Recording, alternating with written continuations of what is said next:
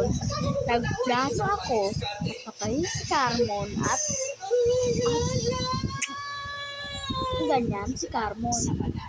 Buti na lang naisipan ko yan dahil lagi kang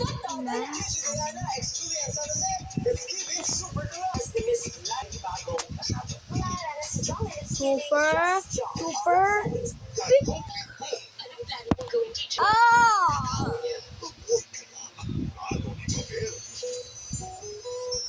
Parang nai-inlove na ako kay Nicolay.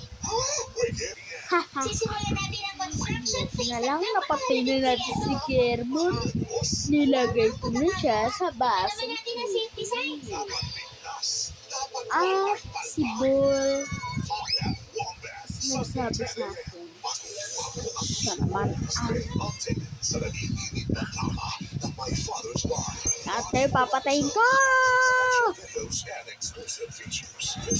Si Bull, si Leyan,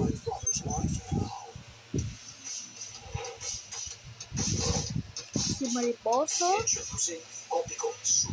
si Jordan,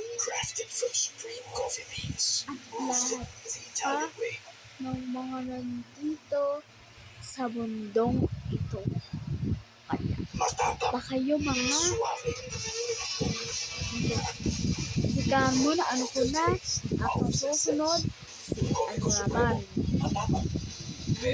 See you again.